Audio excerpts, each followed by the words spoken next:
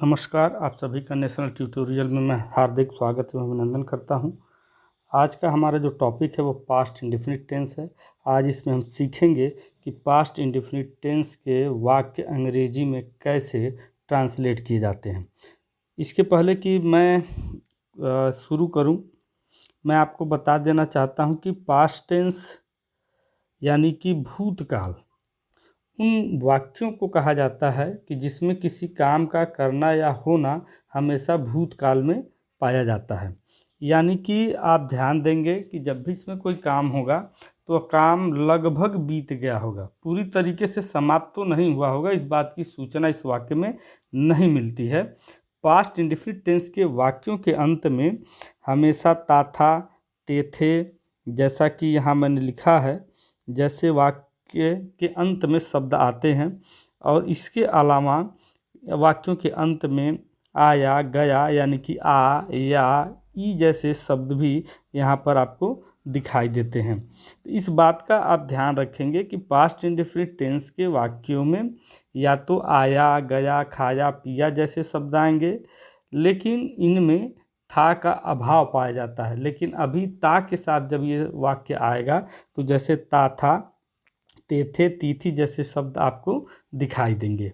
तो अगर ऐसे वाक्य हिंदी में आपको मिलते हैं तो हम इन्हें पास्ट इंडेफिनिट टेंस की श्रेणी में रखते हैं और इनसे हम वाक्य को बनाते हैं।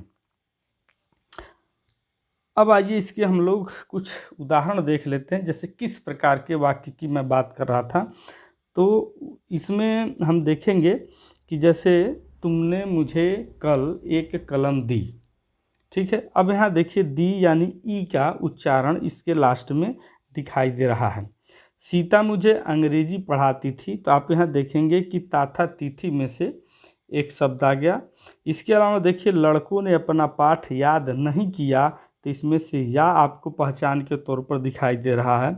और तुम कभी देर से नहीं आए, तो इसमें ए आ रहे हैं, आ, ए, ई, ता, ते, ती के साथ था, थे, थी का आना, हम इन्हें पास्ट इंडेफिनिट टेंस के रूप में पहचानेंगे। जैसे ही कोई इस तरह का वाक्य आप लोगों को दिखाई दे तो हम उसे पास्ट इंडेफिनिट मानेंगे और उसे पास्ट इंडेफिनिट के नियमों के अनुसार ही बनाएंगे। एक बार फिर से मैं दोहरा देता हूँ इस चीज़ को कि आप अच्छी तरीके से समझ लें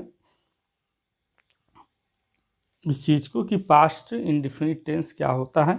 कि पास्ट इंडेफिनिट टेंस वह टेंस होता है जिसमें किसी काम का करना या होना भूतकाल में पाया जाता है। इसकी पहचान ये होती है कि इनके वाक्यों के अंत में ता था, ते थे, ती थी जैसे शब्द आपको यहाँ पर दिखाई देंगे। ता था, ते थे, ती थी, या, आ, या, ई जैसे शब्द आपको वाक्यों के अंत में दिखाई देंगे, ठीक है। जैसे फिर से हम लोग एक बार उदाहरण को दोहरा दें कि तुमने मुझे एक कलम दिया, सीता मुझे अंग्रेजी पढ़ाती थी, लड़कों ने अपना पाठ याद नहीं किया, तुम कभी देर से नहीं आए। ये सभी वाक्य पास्ट इंडेफिनिट टेंस के वाक्य हैं। अब आइए हम लोग जान लेते हैं कि इनके बनाने के रूल क्या हैं, नियम क्या हैं। तो सबसे पहले मैं आपको बता दूं कि इस प्रकार के वाक्यों को बनाने के लिए सबसे पहले हम सब्जेक्ट यानी कर्ता को लिखते हैं, फिर इसमें वर्ब की सेकंड फॉर्म लेकर आते हैं और इसके बाद ऑब्जेक्ट को रखते हैं। यानी कि पास्ट इंडेफिनिट टेंस में अगर कोई टेंस कोई भी वाक्य यदि अफर्मेटिव है तो हम सबके साथ वर्ब की सेकंड फॉर्म का इस्तेमाल करेंगे। इसमें is, am, are was, were का प्रयोग हम इसमें नहीं करते हैं। कई बार गलतियां हो जाती हैं कि था देख करके हम वाज और वेयर का प्रयोग कर देते हैं, तो इसमें ऐसा नहीं करना है। यदि अफर्मेटिव सेंटेंस है तो इसमें कोई भी सहायक क्रिया नहीं लगेगी, सीधे सीधे हम सब्जेक्ट का प्रयोग करेंगे, वर्ब की सेकंड फॉर्म का प्रयोग करेंगे और ऑब्जेक्ट का प्रयोग करेंगे। लेकिन वहीं पर अगर हम देखें, यदि हमें नकारात्मक वाक्य बनाना है यानी कि निगेटिव सेंटेंस बनाना है तो सबसे पहले हम सब्जेक्ट को लिखेंगे, फिर डू का सेकेंड फॉर्म डिड लगाएंगे यहाँ पर, फिर नॉट लगाएंगे अब चूंकि डू का सेकेंड फार्म हम लोग यहाँ पर लगा चुके हैं डिड के, यानी डू का जो सेकेंड फार्म होता है वो होता है डिड। तो जब हम लोग डिड लगा लेते हैं तो अब सेकेंड फार्म में वर्ब को लाना उसकी आवश्यकता नहीं होती है, इसलिए हम यहाँ वर्ब की फर्स्ट फॉर्म का प्रयोग करते हैं। ठीक है। अब मान लीजिए कि हमको यदि प्रश्नवाचक वाक्य बनाना है, तो चूंकि आप लोगों को पहले वीडियो में बताया जा चुका है कि यदि प्रश्नवाचक वाक्य क्या से शुरू होते हैं, क्या से वाक्य की शुरुआत होती है, तो हम सहायक क्रिया को क्या करते हैं, पहले कर देते हैं। यानी कि इसमें हम डिड सबसे पहले लेकर आएंगे, फिर सब्जेक्ट लेकर आएंगे, वर्ब की फर्स्ट फॉर्म रखेंगे और ऑब्जेक्ट, और सबसे अंत में क्वेश्चन मार्क हम लगा देंगे। लेकिन यदि प्रश्नवाचक शब्द दिया हुआ हो, जैसे क्या, कहाँ, कौन, ये सब वाक्य में आए हुए हों, तो सबसे पहले हम उनकी अंग्रेजी लिखेंगे, फिर डिड लिखेंगे, फिर सब्जेक्ट लगाएंगे, वर्ब की फर्स्ट फॉर्म लिखेंगे और ऑब्जेक्ट लेकर के आएंगे। एक बार फिर से हम लोग रूल्स को दोहरा लेते हैं। यदि वाक्य अफर्मेटिव है तो हम सबसे पहले सब्जेक्ट लिखेंगे, वर्ब की सेकेंड फॉर्म लिखेंगे, ऑब्जेक्ट लिखेंगे। जबकि निगेटिव है तो हम यहाँ सहायक क्रिया के तौर पर डू का सेकेंड फॉर्म डिड लेके आएंगे और उसके बाद नॉट लिखेंगे, वर्ब की फर्स्ट फॉर्म लिखेंगे, ऑब्जेक्ट लिखेंगे और ऑब्वियसली सब्जेक्ट तो लिखेंगे ही लिखेंगे। अगर प्रश्नवाचक वाक्य आ जाता है और यह वाक्य आपका डिड से शुरू करेंगे हम, यदि क्या से शुरू होता है तब, तो डिड से हम वाक्य को शुरू करेंगे। सबसे पहले डिड लिखेंगे, फिर सब्जेक्ट लिखेंगे, वर्ब की फर्स्ट फॉर्म लिखेंगे, फिर ऑब्जेक्ट लिखेंगे और क्वेश्चन मार्क जरूर लगाएंगे। अगर प्रश्नवाचक शब्द वाक्य के मध्य में कहीं भी आया है, क्या, कौन, कैसे, तो सबसे पहले उसकी हम अंग्रेजी लिखेंगे, फिर डिड लिखेंगे, फिर सब्जेक्ट हम लिखेंगे, वर्ब की फर्स्ट फॉर्म लिखेंगे और सबसे अंत में ऑब्जेक्ट रखते हुए क्वेश्चन मार्क को हम यहाँ लगा देंगे। ठीक है। अब आइए कुछ उदाहरणों को हम लोग देखें कि उदाहरण क्या कहते हैं इस संबंध में।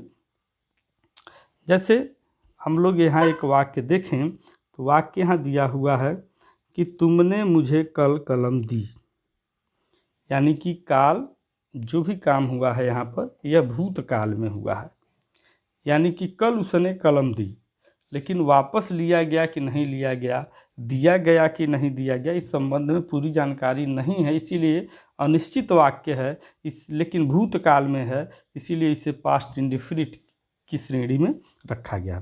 तो नियम क्या कहता है, नियम आपने देखा कि हम सबसे पहले सब्जेक्ट लिखेंगे। ठीक है। तो यहाँ पर तुम की अंग्रेजी क्या हो गई, यू, तो यू यहाँ रख लिया गया। अब बात हो रही है वर्ब की सेकेंड फॉर्म की, तो यहाँ देखिए गिव का सेकेंड फॉर्म गेव लिख दिया गया है। इसके बाद आपको यहाँ ऑब्जेक्ट रख देना है।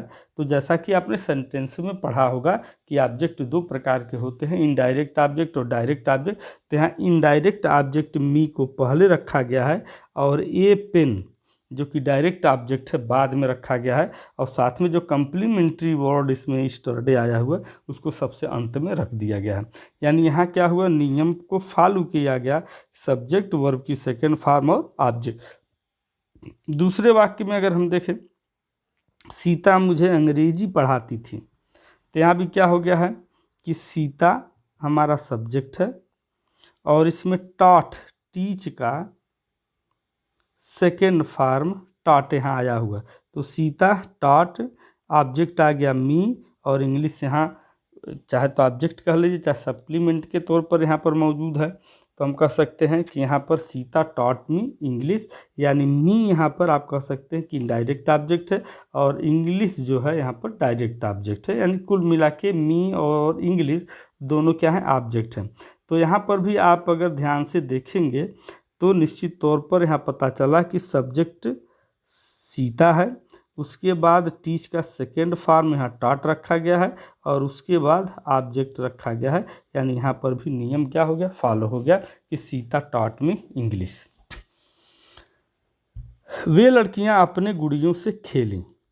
अब यहाँ भी अगर हम ध्यान दें तो वे लड़कियाँ अपने गुड़ियों से खेलीं। एक चीज़ आपको ध्यान में रखना है कि यहाँ चाहे हमारा सब्जेक्ट सिंगुलर हो या प्लूरल हो, दोनों अवस्थाओं में वर्ब की हम सेकेंड फॉर्म ही रखेंगे। जैसा कि प्रेजेंट इंडेफिनिट में यह चेंज होता था, लेकिन पास्ट इंडेफिनिट में वर्ब दोनों दशाओं में सेकेंड फॉर्म में ही होगा। यहाँ देखिए कि दूज यानी कि एक बहुवचन यहाँ साबित कर रहा है, दूज गर्ल्स, लेकिन फिर भी हम वर्ब की सेकेंड फॉर्म प्ले का जो सेकेंड फॉर्म होता है, प्ले का सेकेंड फॉर्म जो होता है वो होता है प्लेड। ठीक है, तो यहाँ पर those girls played with their dolls यहाँ पर लगाया गया, यानी कि दोज गर्ल्स हमारा सब्जेक्ट हो गया, प्लेड वर्ब की सेकेंड फॉर्म हो गई, और विथ देयर डॉल्स ये हमारा क्या हो गया, ऑब्जेक्ट हो गया।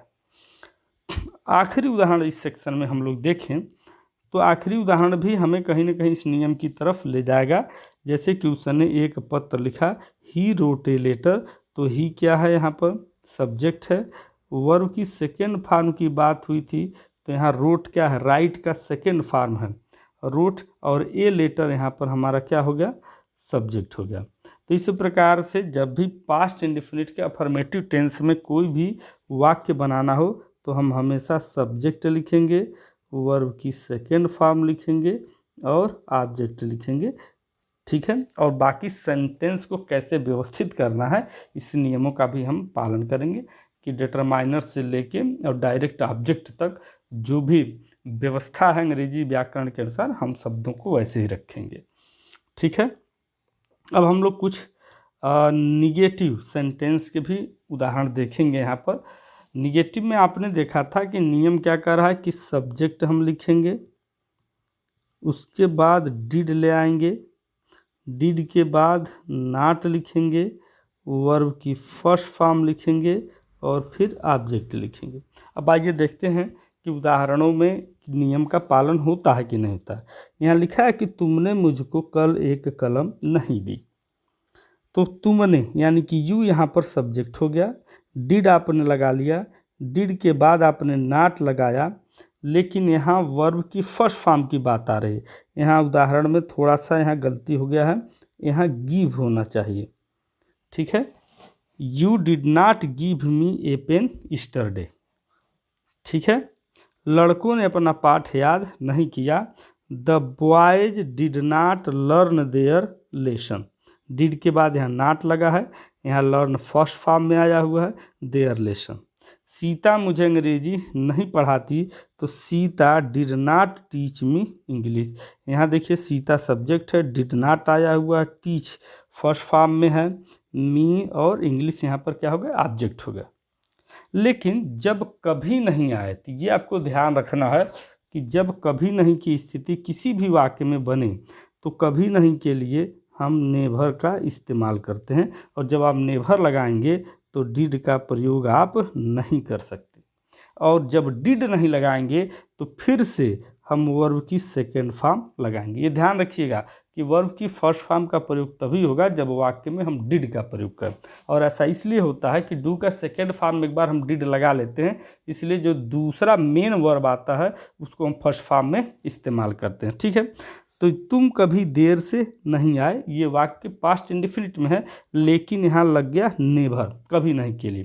तो जब नेवर लग गया तो फिर हम डिड और उसके साथ नॉट का प्रयोग नहीं कर सकते, और वर्ब हमारा आ जाएगा अब सेकेंड फॉर्म में, तो हो जाएगा यू नेवर केम लेट। ठीक है, अब आइए कुछ उदाहरण हम लोग देखते हैं इंट्रोगेटिव सेंटेंसों के, कि इंट्रोगेटिव सेंटेंस में वाक्य कैसे बनाया जाए। तो इंट्रोगेटिव सेंटेंस में मैंने आपको बताया कि इसमें दो तरह के फॉर्मेट अपनाए जाते हैं। एक तो वो जो क्या से शुरू हो, तो उसमें हम क्या करते हैं कि डिड को पहले कर देते हैं और फिर सब्जेक्ट लिखते हैं, वर्ब की फर्स्ट फॉर्म लिखते हैं और सबसे अंत में ऑब्जेक्ट लिखते हैं और क्वेश्चन मार्क लगा देते हैं। ठीक है, अब देखते हैं कि क्या ये नियम फॉलो होता है कि नहीं होता है। अब देखिए, क्या रमेश ने उस लड़के को पीटा, तो इसमें कर्ता कौन है, रमेश, तो रमेश से पहले क्या रख लिया गया, did. Did Ramesh beat that boy, क्या उसने मेरी स्लेट तोड़ी, did he break my slate, did पहले रख लिया गया, ही हमारा सब्जेक्ट है, ब्रेक यहाँ हमारा वर्ब है और माई स्लेट यहाँ क्या है, हमारा ऑब्जेक्ट है। अब ये 3 तरह के तो हो गए क्या से शुरू होने वाले, लेकिन अगर प्रश्नवाचक शब्द वाक्य के बीच में आ गए, जैसे कब, क्यों, कैसे, कहाँ, तब उनकी अंग्रेजी हम सबसे पहले वाक्य में लिखेंगे, यानी कि क्वेश्चन वर्ड सबसे पहले हो जाएगा, फिर डिड का प्रयोग करेंगे और फिर सब्जेक्ट ले आएंगे, फिर वर्ब की फर्स्ट फॉर्म लिखेंगे और ऑब्जेक्ट के बाद क्वेश्चन मार्क लगा लेंगे।